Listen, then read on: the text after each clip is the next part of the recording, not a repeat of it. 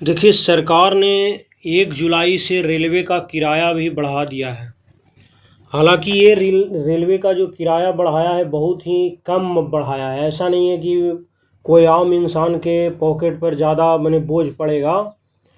लेकिन भारत सरकार से ये गुजारिश है, ख़ास करके रेल मिनिस्टर से कम बिहार से जो जितने भी ट्रेन जाती है उसका कुछ उपाय कर दीजिए। इतना जनरल में तो भीड़ रहता ही है भाई। मैंने रिजर्वेशन में भी इतना भीड़ रहता है कि आपको खड़ा है पटना में तो दिल्ली तक खड़े ही आइए। और यहाँ तो रात भर का सफ़र है, पता ना तमिलनाडु चेन्नई तक आदमी बिहार से चले जाते हैं। तो कुछ और बढ़ा दीजिए, लेकिन उस पर भी ध्यान दीजिए। खैर, ये जो पैसा बढ़ाया गया है बहुत ही कम मात्रा में बढ़ाया गया है, और इसका कारण भी बताया है सरकार ने कि हमने क्यों बढ़ाया है। ये सब मैं अभी बताता हूँ। जैसे मेल एक्सप्रेस ट्रेन है तो जो नॉन एसी स्लीपर है वह मात्र 1 किलोमीटर में 1 पैसा का बढ़ोतरी किया गया है। और जो एसी क्लासेस का है, थर्ड एसी या सेकंड एसी या फर्स्ट एसी, उसका पर किलोमीटर 2 पैसे बढ़ाया है। और जो 500 किलोमीटर के अंदर चल रहा है उसका मात्र 50 पैसा बढ़ाया है। तो ये सभी, और जो सब अर्बन ट्रेन जो लोकल ट्रेन होते हैं उसमें कोई बढ़ोतरी इन्होंने नहीं किए हैं। ये सब अभी बता देता हूँ। ये जो नॉन एसी स्लीपर का 1000 किलोमीटर के हिसाब से आप जोड़िएगा तो 10 रुपया इंक्रीज होगा। और एसी जो टीयर वाला है, एसी थर्ड टीयर का, वह 1000 किलोमीटर वाला जो रूट होगा उसमें 20 रुपया का इंक्रीज किया है। और 500 से कम किलोमीटर जो अनरिजर्व ऑर्डिनरी क्लास है उसमें कोई चेंज नहीं किया है सरकार ने।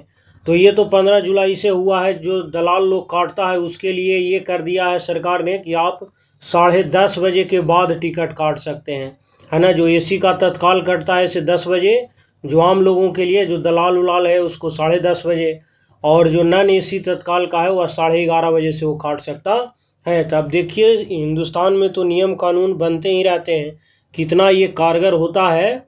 ऐसे ये कारगर होना चाहिए। सरकार द्वारा ये बहुत ही अच्छा कदम उठाया गया है। अब कुछ इसका कारण वो सरकार ने बताया है कि राइजिंग इनपुट कॉस्ट, जैसे डीजल प्राइस बढ़ रहे हैं, स्टाफ सैलरीज, पेंशन, लाइबिलिटी, ये सब कारण वो बता रहे हैं कि पर डे 13,000 पैसेंजर ट्रेन चलते हैं पर डे। उसमें हम लोग क्या क्या ग्रोथ करा सकते हैं सफाई पर, या जो लंबी दूरी का ट्रेन होते हैं उसमें बीच बीच में साफ़ करने में जो कॉस्ट लगता है। और जो मालगाड़ी से सबसे ज़्यादा इनकम सरकार होती है उसका भी पैसा पैसेंजर ट्रेन में 100 रुपया में लगभग 55 से 60 रुपया सब्सिडीज में दे देते हैं, सेफ्टी के लिए, इन्वायरमेंट सेफ्टी के लिए, और सब कारण गिना रहे हैं सरकार, जिसके कारण हमने ये रेल का बढ़ोतरी किया है टिकट में। तो ये सब देखिए, लिखित रूप में भी बता देता हूँ कि जो रेल का सफ़र है वह 1 जुलाई से महंगा हो रहा है। जो नॉन एसी है या एक जो एसी है, 1 पैसा प्रति किलोमीटर है। और एसी वाले में अभी बता दिया आपको कि 2 पैसे प्रति किलोमीटर की बढ़ोतरी हुई है। और जितना भी ये बदलाव हो रहा है सब 1 जुलाई से कारगर होगा। समझ गए ना। जितना भी ये बदलाव हो रहा है कब से, तो 1 जुलाई से। और इस तारीख के बाद यदि कोई व्यक्ति टिकट कटाता है तो वह जो बढ़ा हुआ रेट है उसके अनुसार देना होगा उसको। ये पिछली बार 2020 में रेल का किराया बढ़ा था, इधर 5 साल से कोई रेल का किराया नहीं बढ़ा है। तो रेलवे ने टिकट बढ़ोतरी का फैसला लिया क्यों, इसका क्या कारण था? तो सबसे पहले सरकार ने 5 सालों से तो कोई रेल का टिकट बढ़ाया नहीं था। रेलवे के सामने बहुत जो खर्च है उसके मेंटेनेंस पर, पेंशन पर, सब्सिडरीज पर, ये सब जो अभी बताए हम, सेफ्टी पर, इन्वायरमेंट पर, तो इसके अनुसार इसका बढ़ाने का ये फैसला लिया है। लेकिन ये आम आदमी पर ज़्यादा बोझ बढ़ेगा नहीं। टिकट की कीमतों में कितनी बढ़ोतरी हुई है ये तो मैं आपको बता दिया कि 1 पैसे नॉन एसी वाले और एसी वाले के 2 पैसे पर किलोमीटर बढ़ा है। और 500 किलोमीटर से कम वाले को कोई आपको बढ़ोतरी नहीं देखने को मिला है। क्या सभी ट्रेनों में किराया बढ़ेगी? नहीं, सभी ट्रेन में रेल का किराया नहीं बढ़ेगा। समझ गए ना।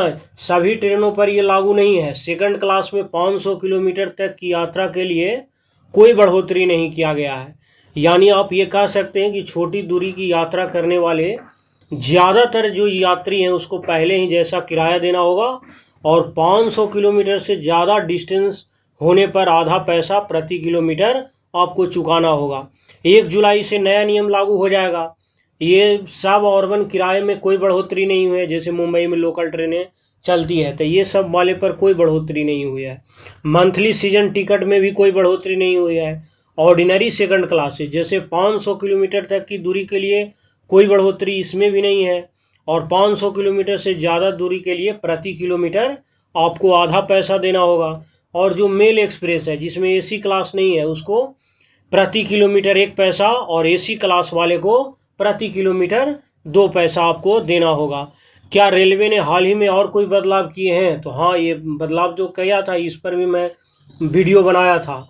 रेलवे ने तत्काल टिकट बुकिंग के नियमों में भी बदलाव कर दिया है, और जो 1 जुलाई 2025 से जो तत्काल टिकट है उसको बुक करने के लिए अब आपको आधार वेरिफिकेशन कराना ज़रूरी है। बिना आधार वेरिफिकेशन के आप नहीं कर सकते हैं।